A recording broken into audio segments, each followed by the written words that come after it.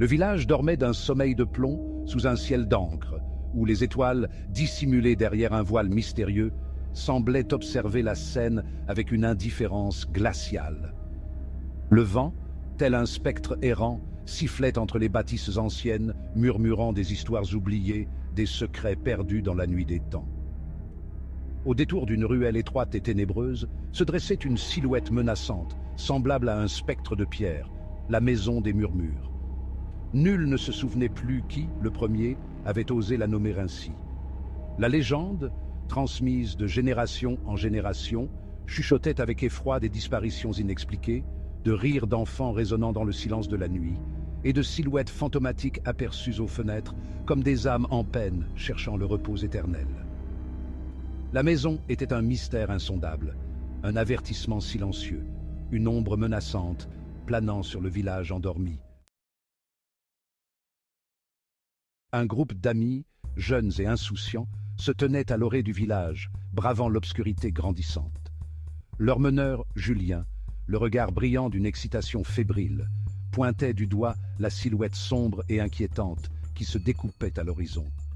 Il y avait là Marie, la douce rêveuse, toujours prête à suivre Julien dans ses aventures, le cœur rempli d'un mélange d'appréhension et d'espoir. Pierre, le sceptique, dissimulait sa peur grandissante derrière des sarcasmes et une façade de bravoure. Enfin, il y avait Sophie, l'âme curieuse et intrépide, irrésistiblement attirée par l'inconnu, les yeux brillants de fascination mêlés d'inquiétude. « On y va ?» lança Julien, un sourire narquois et provocateur aux lèvres. Un frisson glacial parcourut l'échine de Marie, mais elle hocha la tête, la détermination luttant contre la peur qui la tenaillait.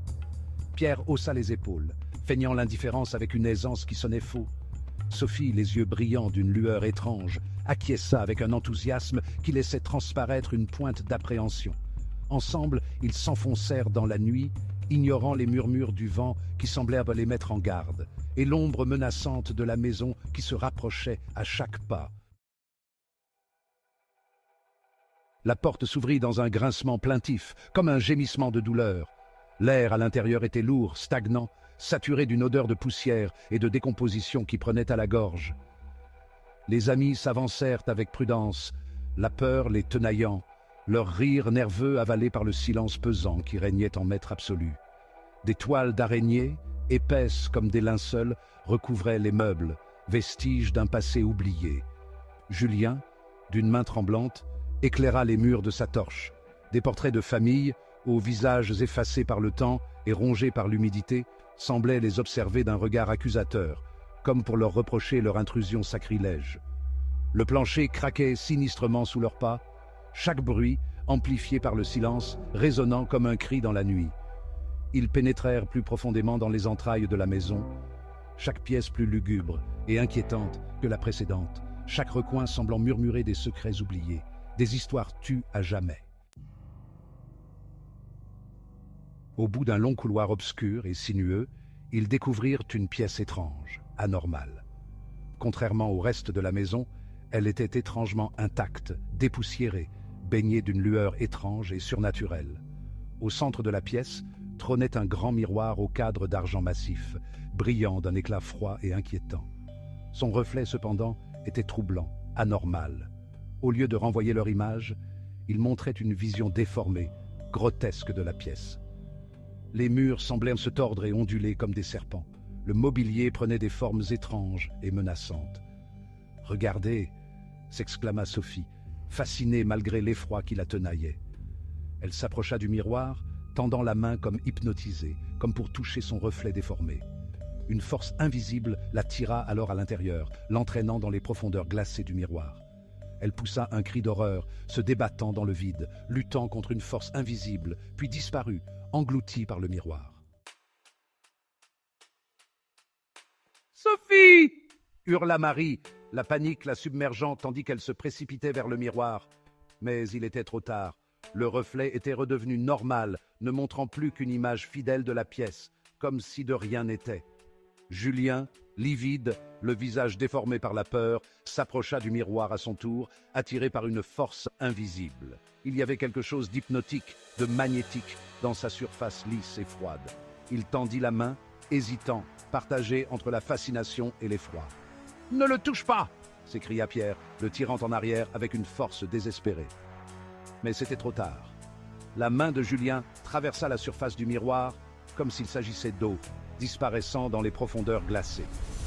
Avant qu'il ne puisse réagir, il fut aspiré à l'intérieur, suivi de près par Marie et Pierre, qui tentaient désespérément de le retenir, agrippant ses vêtements avec une force surhumaine.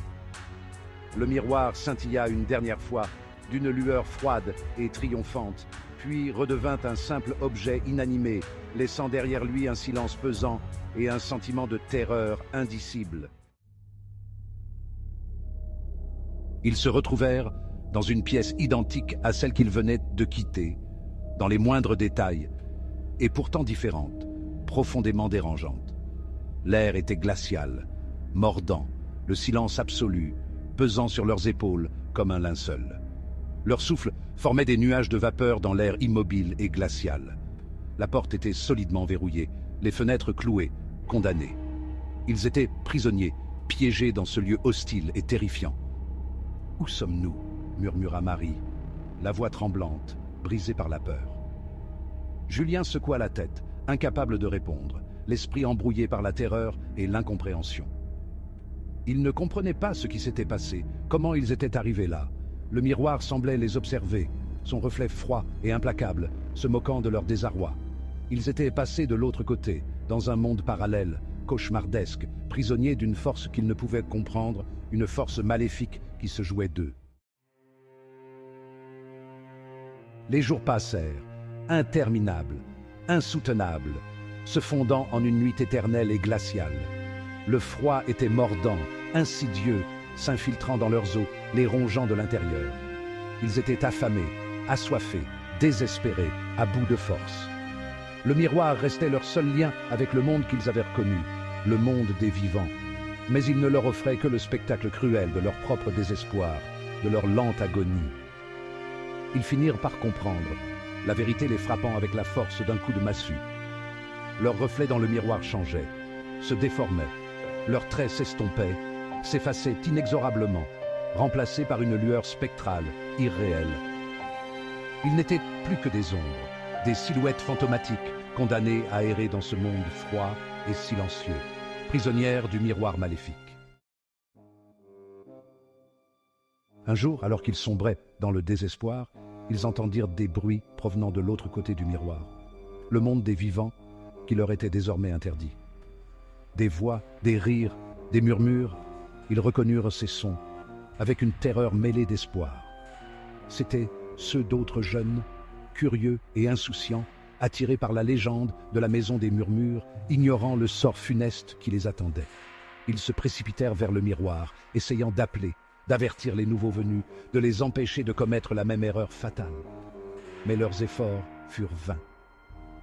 Les nouveaux venus ne les voyaient pas, ne les entendaient pas. Ils n'étaient plus que des ombres, des murmures dans le vent, des prisonniers invisibles condamnés à revivre éternellement leur calvaire. Ils assistèrent avec horreur à la scène qui se jouait sous leurs yeux, impuissants à intervenir, condamnés à revivre leur propre destin tragique à travers celui des autres. Leurs bourreaux d'hier étaient devenus leurs victimes d'aujourd'hui, piégés dans un cycle sans fin, une ronde macabre orchestrée par le miroir maléfique.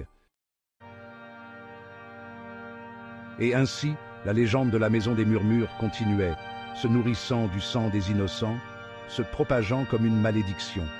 Les amis prisonniers de la glace étaient condamnés à revivre éternellement leur calvaire, à observer les nouveaux arrivants subir le même sort, à endurer la souffrance de l'impuissance. Le miroir, gardien impitoyable, nourrissait la légende, attirant toujours plus de victimes dans ses filets, jouant avec les âmes comme un chat avec une souris.